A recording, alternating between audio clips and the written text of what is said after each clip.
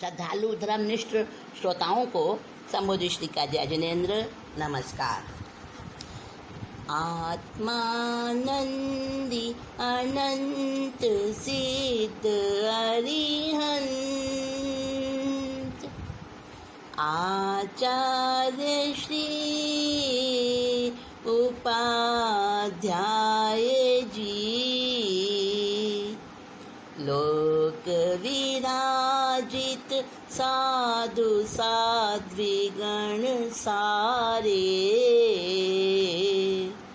संयम सुशोभित श्री हाथों को जोड़ मान मोड़ वंदन करती हूँ मैं अहर्निशम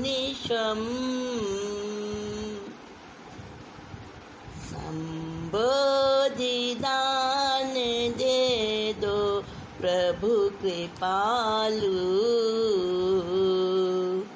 पापों का कर सकूं शमन पापों का कर सकूं हनन।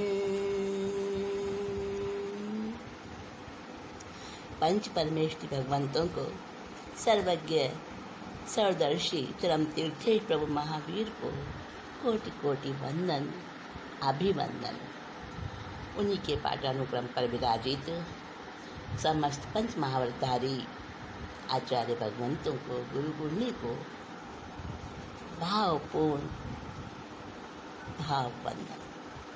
आप सभी के अंतरात्मा में विराजित परमात्म तत्व को मेरा बारंबार अभिनंदन। साथियों, आज हम करेंगे दूसरा पाप। करेंगे नहीं, उसका विचार चिंतन करेंगे। कौन सा है दूसरा पाप? मृषावाद।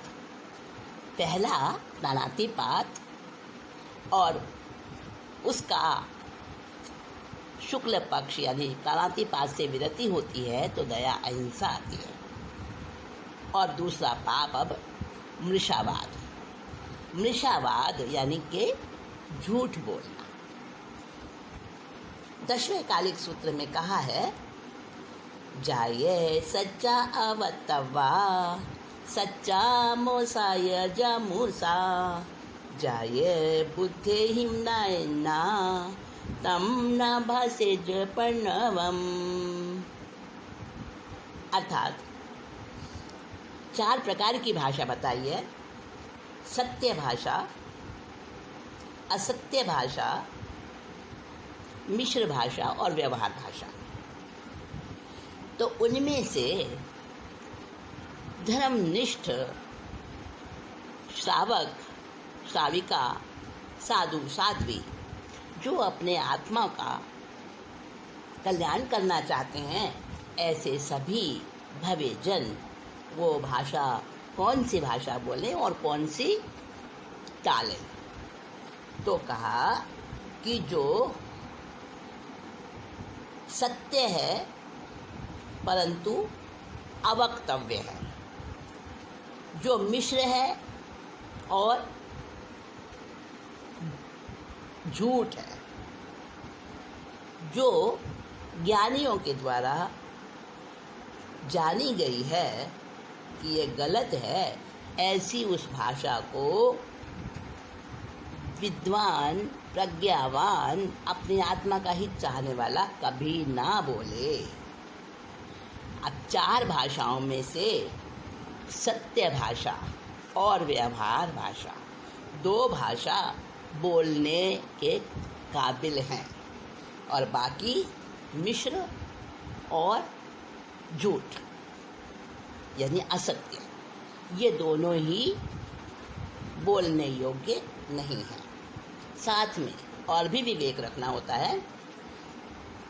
उत्तराधन सूत्र के पहले अध्ययन में विनय के अध्ययन में, विनय का जो विनय सूक्त अध्ययन है उसमें कहा गया ना पुट्ठो वागेरे किंची पुट्ठो वाणालियम वये को हम असत्यम को वेजा धारे जपियम अपियम। बिना पूछे तो कुछ भी ना बोले। देखिए, सत्य का पालन करने के लिए भी कुछ नियम है। बिना पूछे तो कुछ भी ना बोले, और पूछने पर नालियम वये, अलीक भाषा यानी झूठ भाषा ना बोले। जो झूठ है वो ना बोले, पूछा जाए तो सत्य ही बोले।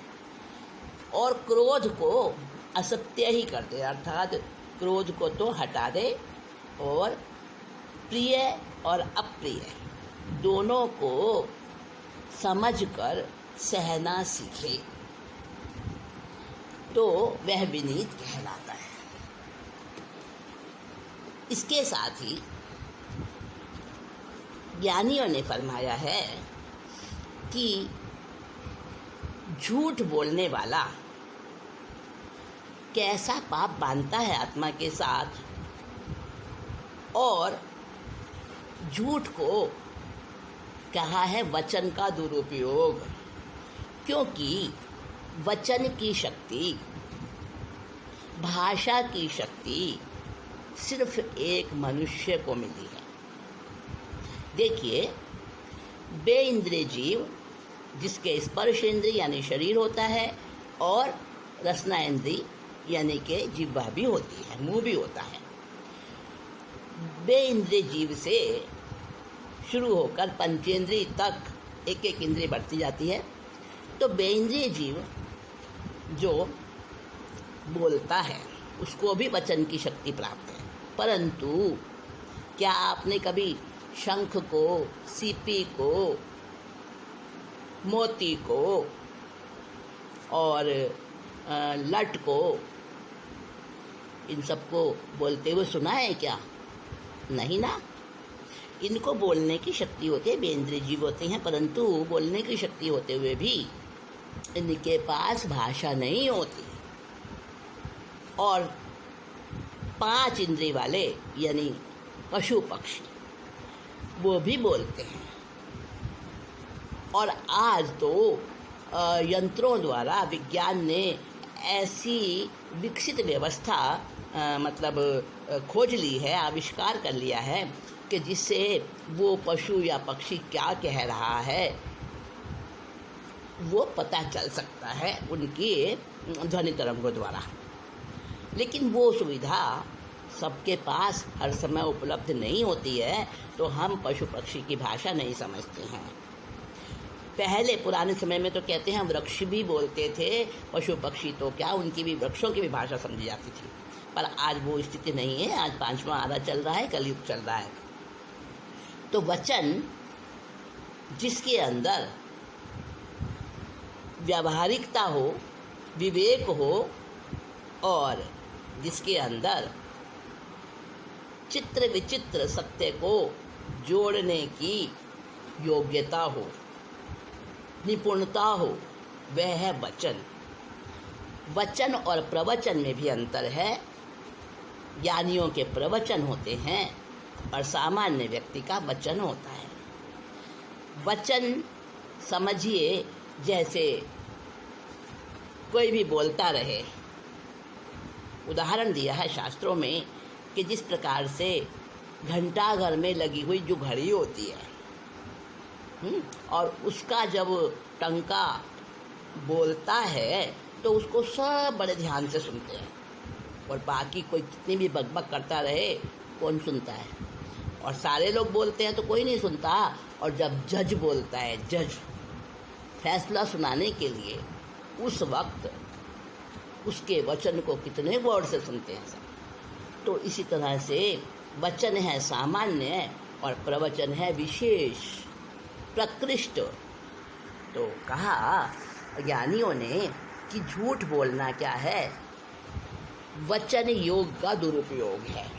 मन का योग, वचन का योग और काया का योग, 3 योग होते हैं।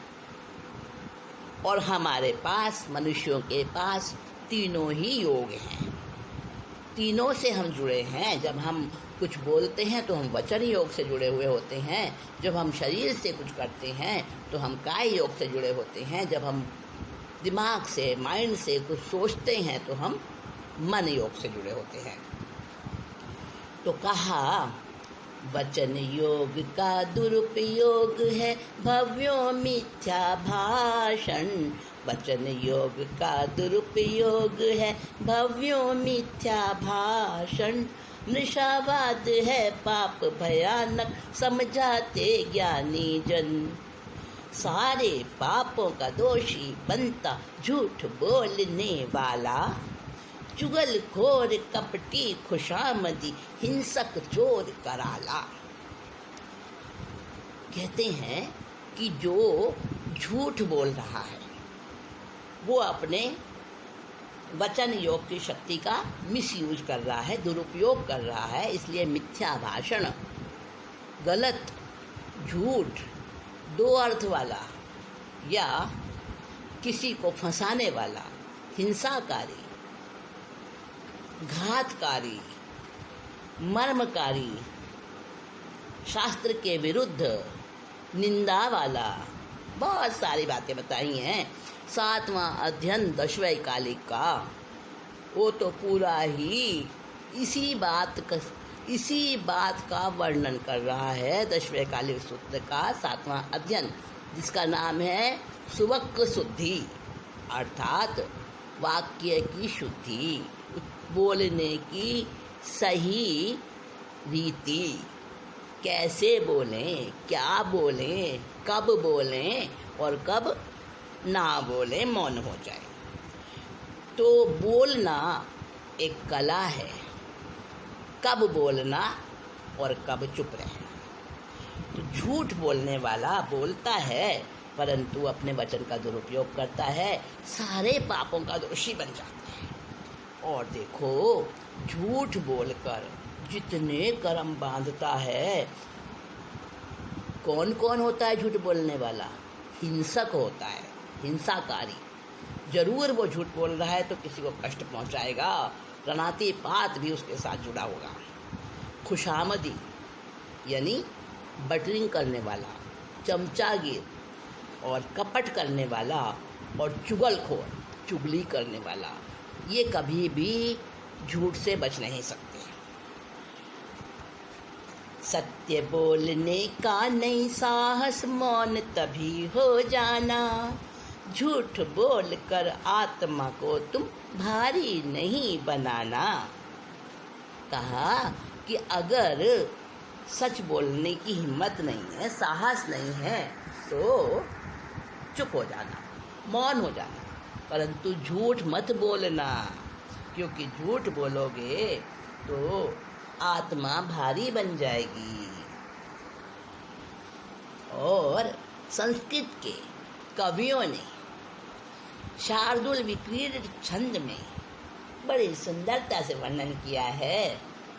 संपत क्षुद्र सरिन्निदाघ दिन कृत, तेजो विपद वल्लरी, मेघाम्बुज्ज्वल सत्यशः सुविपिने, दावानलं दुरासहं, श्रेयः श्रीशूलता गजं भयकरम्, पापीड्यमूलं परम्, मिथ्यावाक्यमिदं वदन्ति च कथम्, ये पुण्यवन्तो जनाः। अर्थात झूठ क्या है? झूठ ऐसे है जैसे कि सूर्य का तेज जोर शोर से बहती हुई सरिता को क्षुद्र बना देता है, सीमित कर देता है, सुखा डालता है। और सत्य क्या है, तेज वल्लरी के समान है और सदयश को बढ़ाने वाला है। जैसे झूठ, झूठ क्या है, बड़े भारी वन में दावा न लग जाए और उसको सहन करना कितना कठिन होता है, ऐसे ही झूठ बोलने से बंधे हुए कर्म को, कर्म दलों को सहना, उन्हें भोगना बड़ा कष्टकारी होता है और बड़ा पीड़ाकारी होता है। तो ऐसे मिथ्या वाक्य को पुण्यवंत कैसे बोल सकते हैं, अर्थात नहीं बोल सकते। तो झूठ, मृषावाद क्या है, क्यों करते हैं मृषावाद? नहीं चाहते हुए भी पता है सबको कि झूठ बोलना पाप है, सब जानते हैं, छोटा बच्चा भी जानता है और बच्चे को सिखाते भी हैं, देखो बेटा सच बोलना, झूठ कभी मत बोलना। और जब वो बच्चा देखता है कि मेरे ही घर के बड़े लोग झूठ बोल रहे हैं, कपट का आचरण कर रहे हैं, वो असमंजस में पड़ जाता है, कंफ्यूज हो जाता है, क्या करूं? तो क्यों बोलते हैं लोग झूठ, जानबूझकर भी क्यों बोलते हैं? हाँ, कुछ कारण है, सही समझा आपने, कुछ वजह है। जब जीवन जीते हैं तो बहुत सारे ऐसे मौके आ जाते हैं कि चाह कर भी, बच कर भी नहीं बच पाते। कौन कौन से मौके आते हैं जहाँ इंसान झूठ बोलता है। लेन देन पशु पक्षी भूमि का करना बहुत संभल कर, वर कन्या के गुण अवगुण में, वर कन्या के गुण अवगुण में साक्षी देने के अंदर, नहीं किसी की धरोहर दबाना, झूठा लेख न लिखना, स्थूल मृषा के वचन न बोलो, पाप कर्म से बचना, बिना विचारे सहसा कार्य, लांछन झूठ न लगाना, इरादा दगा कपट का करके, इरादा दगा कपट का करके, मानव धर्म न लजाना, सीख गलत न किसी को देना, मर्मकारी मत बोलो, वचन है खंजर वचन मरहम भी, वचन है खंजर वचन मरहम भी, तोल तोल मुख खोलो। देखिए कितनी सुंदर सरल भाषा में बता दिया कि कहाँ कहाँ झूठ बोलना पड़ता है, झूठ बोला जाता है। लेन देन अर्थात डीलिंग्स होते हैं, जहाँ अपने माल को, अपनी वस्तु को बढ़ा चढ़ा कर, और जहाँ भी कुछ बढ़ा चढ़ा कर कहा, वहाँ पर झूठ तो बोला ही जाएगा ना। पशु पक्षी बेचना, खरीदना या प्रशंसा लेने के लिए उसकी तारीफ़ें बनाना, उसके गुण बताना, और भूमि ज़मीन के लेन देन में, हाँ ये सब कुछ जहाँ लेन देन होता है ना इन सब चीज़ों का, वहाँ पर तो झूठ से बचना बड़ा ही कठिन है। जैसे कि काजल की कोठरी में घुसो और सोचो काला दाग ना लगे, बड़ा मुश्किल है ना। ऐसे ही और साधु साध्वी को मना किया है ना, वर कन्या लड़के लड़की का संबंध जुड़ाने के लिए, क्यों? और श्रावक को भी कहा है, श्रावक का जो चौथा व्रत है ना, उसके अंदर आया है कि अपने संतान के विवाह का तो खुला है, बाकी दूसरे के बच्चा बच्ची का मेल ना कराए, उनका विवाह संबंध ना जोड़े। क्यों? क्योंकि वर कन्या के गुण और अवगुण बताने में झूठ बोला ही जाता है। और जहाँ साक्षी गवाही देनी हो, कोर्ट मुकदमे में, केस में, वहाँ भी सच बोलना बड़ा मुश्किल है। और क्या क्या करते हैं लोग, किसी ने कोई अपना सामान रखा, धन रखा, अपनी कोई प्रॉपर्टी के कागज़ रखे, उसको दबा लेना, उसको हड़प कर लेना, झूठ बोल जाना, नहीं तूने कुछ नहीं रखा मेरे पास, या झूठे कागजात बना लेना, झूठा लेख लिखना। और ये तो मोटे मोटे झूठ हैं, मोटे मोटे झूठ हैं। इसको कहते हैं स्थूल मृषावाद। स्थूल का मतलब खास मेन बड़े बड़े झूठ। और छोटे झूठ तो न मालूम कितने बोले जाते हैं। अगर सजगता ना रखी जाए, अलर्ट ना रहें, तो पल पल में न मालूम कितने बार हम झूठ बोल जाते हैं। कभी मजाक में, कभी अनजाने में, कभी जानबूझकर, कभी किसी को सताने में, कभी अपने को ऊंचा उठाने में, और कभी किसी को नीचा दिखाने में। हिंसा और झूठ दोनों साथी हैं, गठ जोड़ा है इनका। तो जहाँ पर झूठ होगा वहाँ पर प्राणातिपात हिंसा भी जरूर होगी।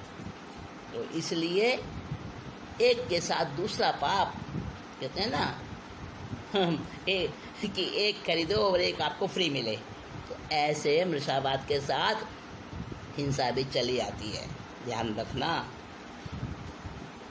तो क्या करना, कैसे बचना?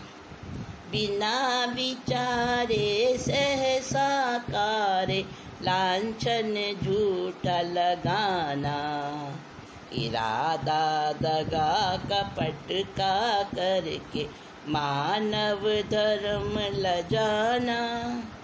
सीख गलत न किसी को देना, मर्मकारी मत बोलो।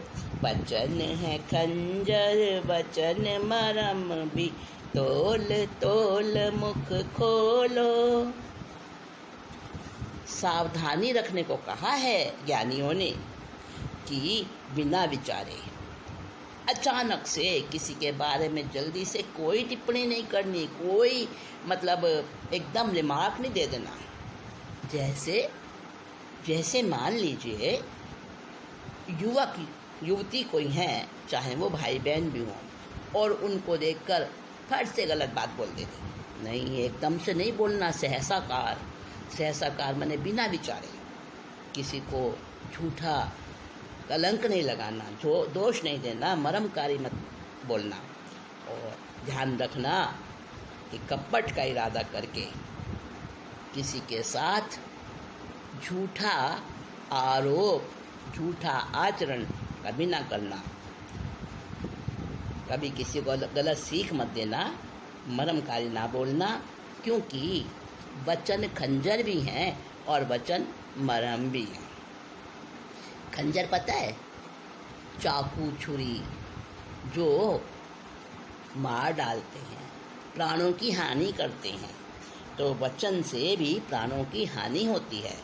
और वचन ऐसा है कि मरते हुए को घायल जो होता है, दिल दुखा होता है, जिसका परेशान होता है, निराश होता है, असहाय होता है, उसके लिए मरहम का काम भी करते हैं। वचन ऐसी चीज़ है, हमारे वचन, इनकी हम कीमत करना सीखें। तोल तोल के मुँह खोलें, तोल तोल के मुँह खोलें। तो मृषावाद बड़ा भारी ये पाप है। और जो झूठ बोलते हैं, झूठ बोलने वाले की विद्याएं, तंत्र मंत्र, जो कुछ वो ज्ञान सीखता है, वो विफल हो जाती हैं, सफल नहीं होती हैं। और बहुत सारे दूसरी बातें भी बताई हैं। अभी मृषावाद का चैप्टर, मृषावाद का वर्णन हमारा चलेगा, क्योंकि ये जीवन के लिए जानना बहुत ज़रूरी है। तो हम इसको सुनेंगे बहुत शांति से, बहुत धीरज के साथ और कान खुले रखकर, दिमाग को एकदम सावधान रखकर हम इसको सुनेंगे और समझेंगे कि झूठ बोलने से कैसे दुर्गति होती है। फिर उसके बाद किसने झूठ बोला, क्या फल पाया, वो कहानी भी हम सुनेंगे। तो नेक्स्ट मीटिंग में और बात करेंगे मृषावाद के बारे में। तब तक के लिए संबोधि श्री अभी आपके पास से विदा लेती है और आपको वापस से मैं याद दिलाती हूँ कि हमारे जो ये वीडियो हैं इनको आप बहुत पसंद करते हैं, मुझे मालूम है, पर भूल जाते हैं लाइक और सब्सक्राइब करना। तो लाइक सब्सक्राइब ज़रूर करें और सबसे पहले जैसे ही आप वीडियो खोलते हैं देखने के लिए उसी टाइम उसको लाइक और सब्सक्राइब दोनों को क्लिक करें। साथ में एक बेल आइकन होता है, बेल आइकन को भी आप दबाएं ताकि लेटेस्ट वीडियो आपके पास सबसे पहले आ सकें। आप ज़रूर इस बात का उपयोग रखेंगे, ध्यान रखेंगे और आप सबका जीवन मंगलमय